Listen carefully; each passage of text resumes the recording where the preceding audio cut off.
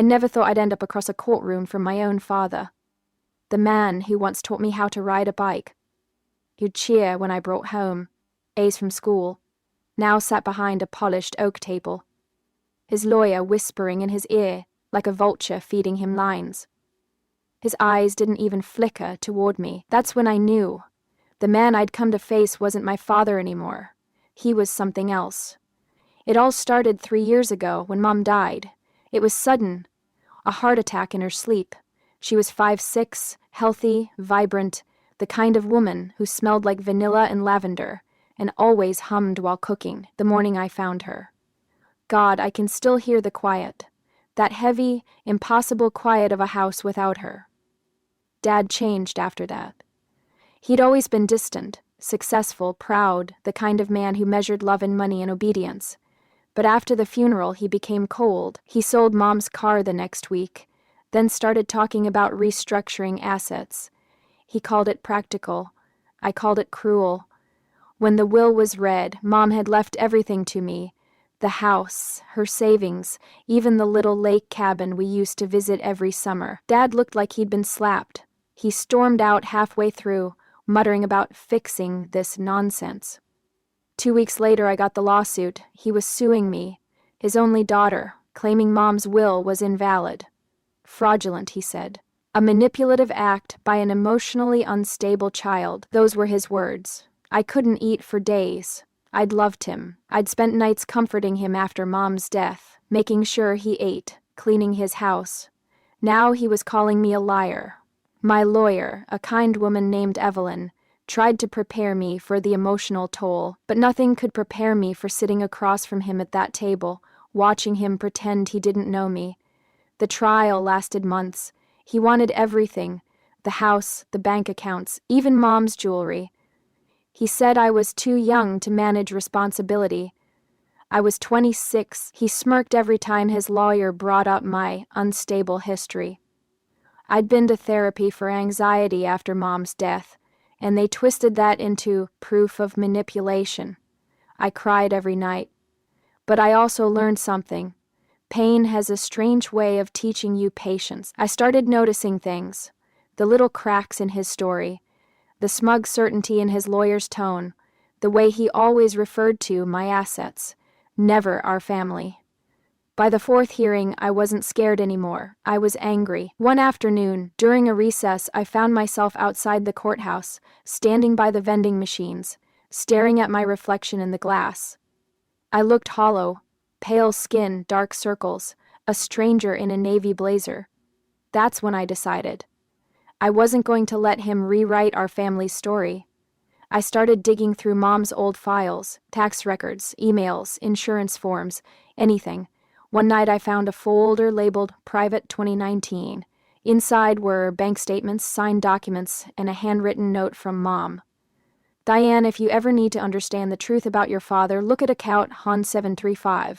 I'm sorry, my hands shook. I logged into her old email, found the bank's online portal, and when I saw the transactions, I felt my stomach drop. Thousands of dollars, transfers from Mom's accounts to an offshore investment firm. Dates that lined up with his business trips. He'd been siphoning money from her for years. I printed everything. Evelyn told me we'd need to handle it carefully. No surprises in court without emotion, but I had something better than paperwork. I had Mom's handwritten note, proof that she knew, and I had the truth on my side.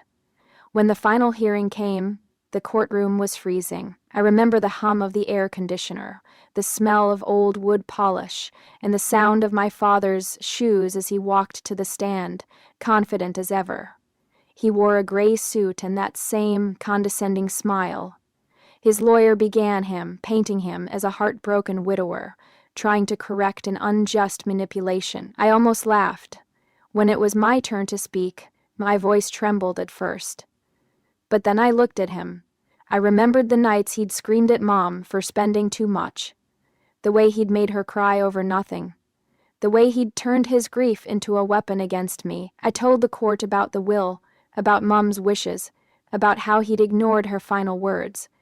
I could see his jaw tighten, the faint twitch in his eye. He wasn't used to being challenged. Then Evelyn stood up and said, Your Honor, my client would like to submit new evidence. I walked to the witness stand and handed over the folder. The judge flipped through the pages, slowly at first, then faster. My father's face turned white. The judge looked up. Mr. Collins, can you explain these transfers?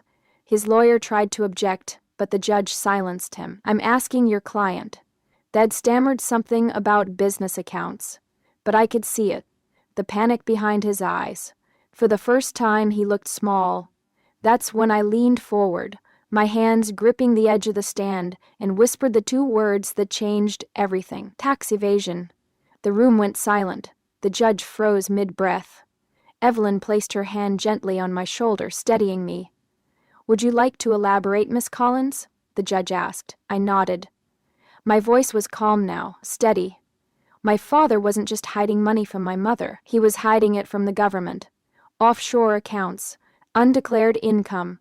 My mother found out before she died. That's why she changed the will. She wanted to protect what little was left. The judge turned pale, and not because of me, but because he understood the implications. If what I'd said was true, this wasn't just a civil case anymore. It was criminal. Dad stood up, shouting, "She's lying. This is all fabricated." But his voice cracked. He looked desperate, cornered. His lawyer tried to quiet him, but it was too late. The judge ordered an immediate review. Within hours, the court froze his assets pending investigation. When the bailiff told him he couldn't leave the city, I saw the exact moment his confidence shattered. It took months for the criminal case to unfold. I stayed quiet, patient. The press picked up the story. Businessman under investigation for fraud and tax evasion. His company collapsed. Former partners testified against him. When the verdict finally came, I didn't go to the sentencing. I didn't need to. Evelyn called me that morning. He took a plea deal, 3 years minimum. I hung up the phone and sat by the window of Mom's old house. The sun was rising, soft light spilling over the lake. The house was mine now, officially. But it didn't feel like victory. Not exactly, it felt like release. I spent that summer restoring the garden Mom loved. I found her old wind chime and hung it back on the porch. When the breeze caught it, the sound was so familiar it made me cry. One afternoon, as I watered the lilies, I saw a letter in the mailbox. It was from him. Just 2 words on the envelope. I'm sorry, I didn't open it. I didn't need to. Forgiveness isn't about letting someone back in. It's about letting your breathe again. So I burned the letter in the fireplace, watched the paper curl and turn to ash, and whispered the same 2 words I'd said in court. But this time, they weren't about revenge. They were about closure. Tax evasion. Mom used to say the truth always comes out, one way or another. Maybe that's what justice really is, not winning, not vengeance, but finally being free from the lies that chained you. When people ask me how I had the courage to face him, I tell them this: you don't find strength in anger, you find it in love. Love for the person who deserved better. Love for the truth, and love for the version of yourself that refuses to stay silent. And in that courtroom on that day, I wasn't just defending my mother's will. I was defending her will to live with dignity. And she won. The months after his sentencing were strange, quiet, but not peaceful. I'd wake up some mornings and still expect his voice, that sharp, commanding tone echoing through the house. Then I'd remember, he wasn't here anymore. He couldn't touch me, couldn't twist my words, couldn't gaslight me into thinking I'd imagined everything. Freedom felt foreign at first. I didn't know what to do with silence that didn't feel dangerous. Evelyn called sometimes, checking in.